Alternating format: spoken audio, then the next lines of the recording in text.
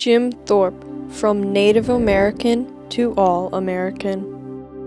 In the early 1800s, American colonists and European settlers realized how fertile the land owned by Native Americans was, and they wanted the land for themselves to grow cash crops like cotton.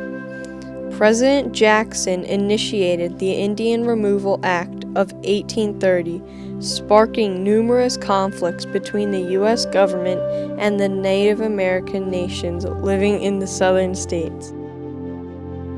Regarding the Cherokees, he said, "Established in the midst of a superior race, they must disappear." Months after Jackson was elected, the Georgia legislature passed a series of laws taking away the civil rights of Cherokees within their borders. The Second Seminole War between the United States and the Seminole tribe in the Southeast was a notable conflict, which took its toll on both sides. It occurred from 1835 to 1842. Eventually, the United States defeated the Seminoles and rounded up the Native American nations in the Southeast. The Seminoles, Creeks, Choctaws, and Cherokees, and forced them to leave their homes and head west to the Oklahoma Territory. Thousands of Native Americans were pulled from their homes in Georgia and other states across the South. Many were shackled in chains and forced to walk at gunpoint more than 1,000 miles west on a series of routes that all led to Oklahoma. Jim Thorpe was born on May 28, 1887, and grew up on a small reservation in the Oklahoma Territory. He was a child of Sac and Fox and Potawatomi Indian bloodlines. When he was born, he was named James Francis, and was also given the native name Wathohuk, which means bright path. As Jim Thorpe overcame the unfair and discriminatory laws passed during Andrew Jackson's administration, he grew to be a strong and resilient athlete, honored as one of the greatest athletes of all time. Consequently, he had the tenacity to work tirelessly to alleviate the prejudice that the Native Americans suffered across the country. Carlisle Indian Industrial School was located in Carlisle, PA, and was a secondary school created to assimilate Native Americans into American culture and teach them a trade. Jim Thorpe reluctantly began to attend this school in 1904 when he was 16. Jim experienced loss at a young age. He was very close to his twin brother Charlie, who died at the age of 9. He also lost his mother, who died from blood poisoning before he was even a teenager. 4 years later, after Thorpe entered Carlisle, his father died from a snake bite.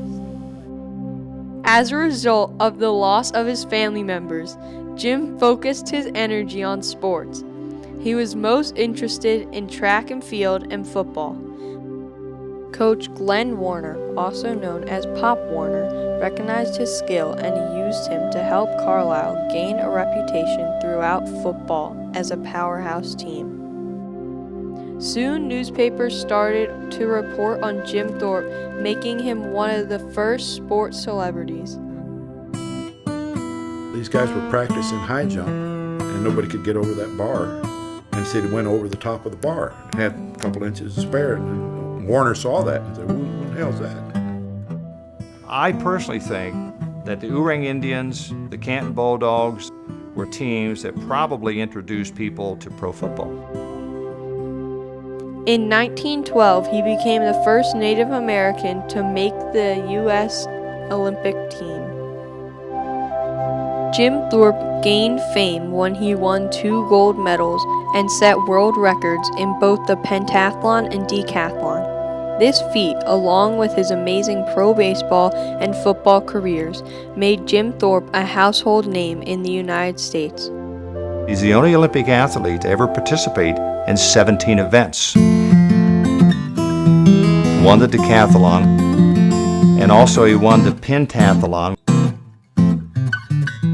You know, people were mystified. Jim never forgot where he came from or his native heritage.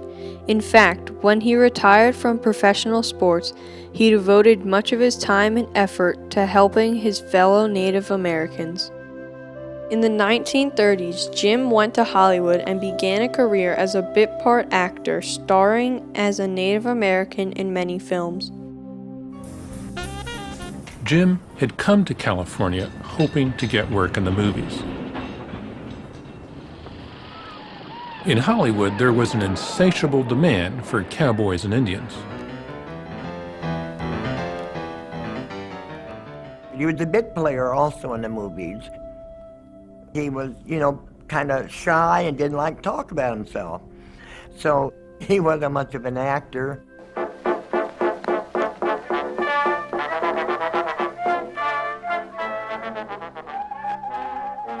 What Dad didn't like about the movies is the way they portrayed the Indian. No, more. That's all you get. Hudson Bay, pay more. I said that's all you get. Little people, bloodthirsty, drunken, savages. We was always getting our butt whipped. I don't think we ever won one movie. He eventually started his own casting company to help other Native Americans get jobs in movies.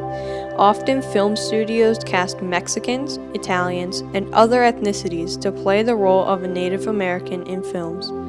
Jim's company changed that and gave the Native Americans the opportunity to be cast in these roles. Jim Thorpe fought for equal pay and health insurance for these Native American actors and stuntmen.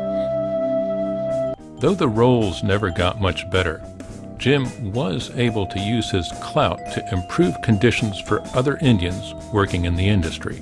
The Indian would come and register with Dad, and then he would get him into studio work. Dad was after to get equal pay for Indian. Say if an extra got $15 a day, well, the Indian would get $7.50. A non-Indian rolls off a horse, he'd get $150. If the Indian did it, he'd get $25. So Dad was insisting that he wanted equal pay for Indian. And so he started getting that for them. While in Los Angeles, he also created community gatherings to help local Native Americans living in Los Angeles and others to understand and appreciate the Native American culture. In 1937, Jim Thorpe joined with other Native American reformers in Oklahoma to try to abolish the Bureau of Indian Affairs, the government agency that oversaw all aspects of life on reservations. Despite Thorpe's involvement, the Wheeler-Howard Act, which would have allowed Native Americans to manage their own affairs, did not pass in the legislature. Thorpe also attempted to obtain land from the federal government that belonged originally to the Sac and Fox tribe. Unfortunately, he was not successful in these efforts, but continuing to fight for the right of Native Americans remained important to Jim throughout his life.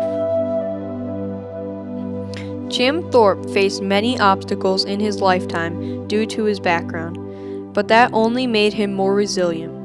Jim hoped that if he stood up for his Native American culture, that white Americans would start to accept that color doesn't matter. While Jim Thorpe will always be remembered as one of the best athletes of all time, his work off the field also had a great impact to the Native American community.